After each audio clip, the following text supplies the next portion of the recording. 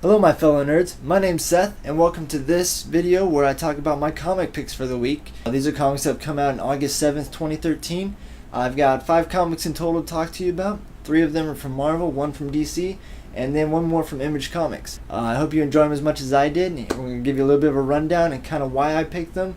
Alright, let's get started. First from Marvel we have an Avengers title. It's a Prelude to Infinity. It kind of follows a larger group of Avengers. It's not only the core group, but some of their backups as well.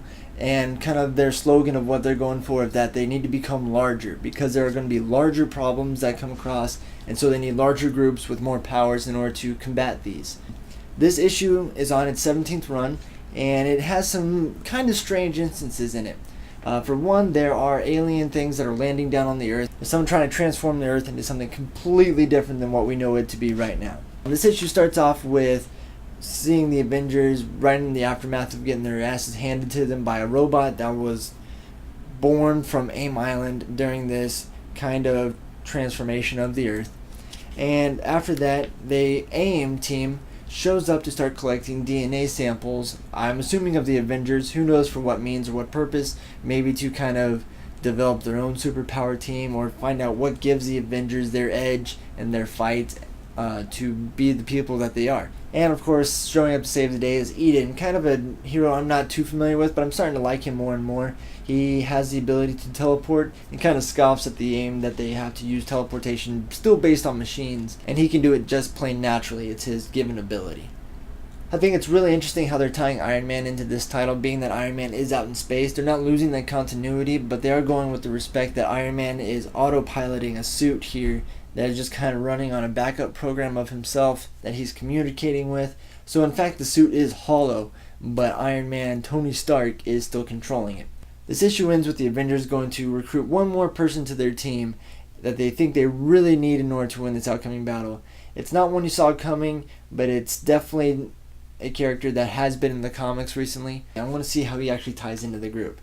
And one kind of sad thing is on the very last splash page where they show up a giant lineup of all the Avengers characters, Iron Man is left out. And Iron Man, as you know, is my favorite character, so I always enjoy to see him in any panel. And the fact that he's left out of this main Avengers lineup kind of set me back a little bit. But who knows, it is because he's not truly there, so we'll see if he's actually going to be in the battles or just in the backgrounds, kind of run the tech and showing the Avengers how to run things. Next up from Marvel, we have an Avengers AI follow-up. This is Avengers AI number 2. It does follow a very strange group of Avengers. It's mainly Hank Pym and a whole bunch of other AI, being the Vision, a Doombot, this character named Victor Mancha, and a new character they just introduced in the last issue named Alexis, who they found in a hospital just screaming, "Demetrios is coming, Demetrios is coming." And what I'm led to believe is that this Demetrios is actually the program that Hank Pym uploaded in order to take down Ultron. Well, now it seems as any program that Hank Pym gets his hands on, it has gone rogue and started to believe that it should do its own thing. To what means, to what ends, we don't really know. But what I do know is that it has taken over an Iron Man suit. And this is the suit that Tony Stark left behind that was completely sentient, and apparently he almost scrapped because it was becoming sentient. There's a really awesome fight with Vision and the Sentinel, to which this rogue Demetrios program is controlling the Sentinel, but Vision has to reprogram in order to stop it from attacking Washington, D.C. And that's where this program goes. I really enjoyed the cover because it kind of has a Weeping Angel version of Ultron on the top here. It kind of reminds me of Doctor Who, which I am also a huge fan of myself. There's Ultron lingering in the background and possibly still a threat to us. We don't know yet, but we may see soon. Our third and final Marvel comic for the week is my all-time favorite series, Iron Man. And as you can see here, Tony's getting his helmet torn apart by the bounty hunter Death's Head, which is a fairly new character to me again, but it seems that Tony has had interaction with him in the past, and Death Hunter's not actually after Tony in this issue. He's after the robot 451, which has abducted Tony, and has a very special part in the secret origin of Tony Stark that we've seen previously.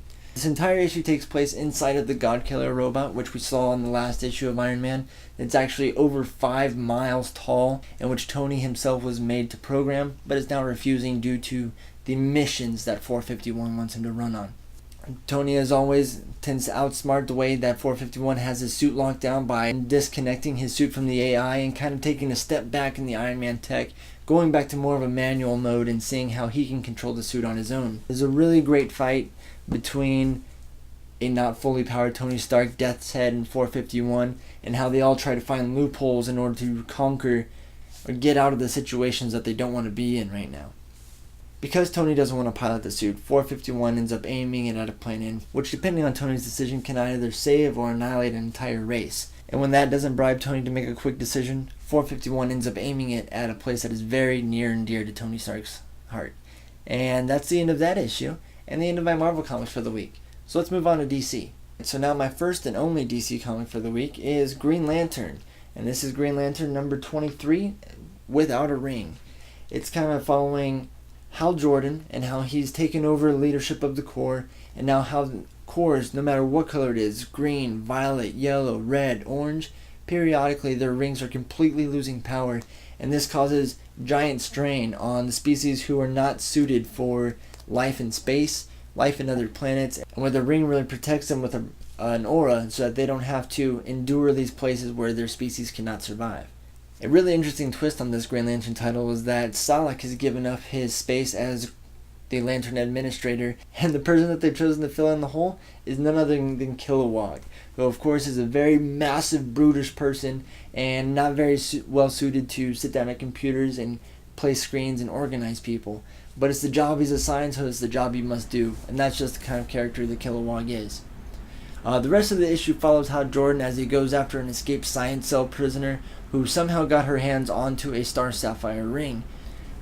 Hal does end up finding her, but not right before his ring ends up giving up power on a very poisonous planet, and Hal is in a great struggle to try and survive this. Hopefully his ring will turn back on in time.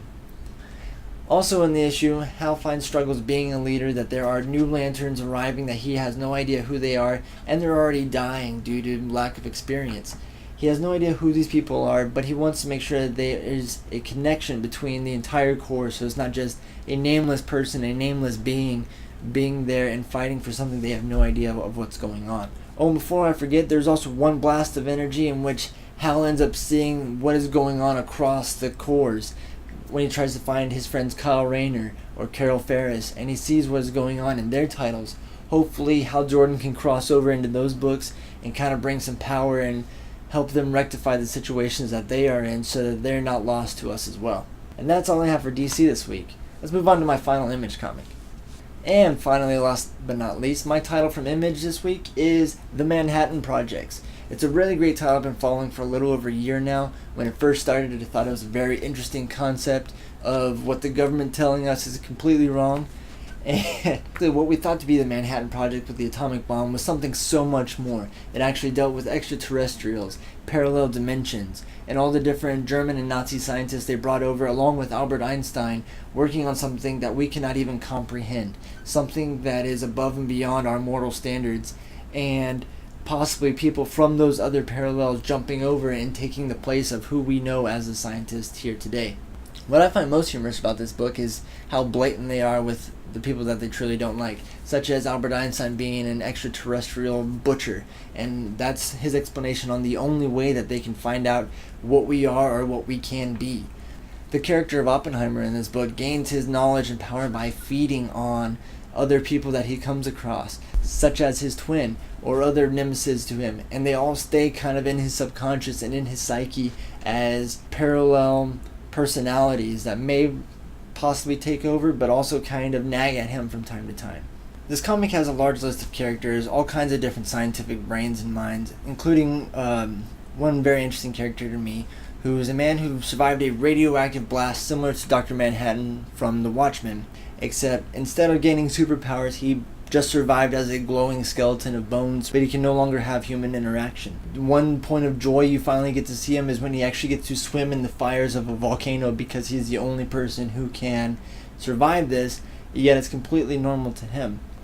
There's quite a few spins on the characters, including Yuri, the Russian astronaut, his dog and friend Laika. FDR is saved as an AI. He's a computer system that runs the entire operation.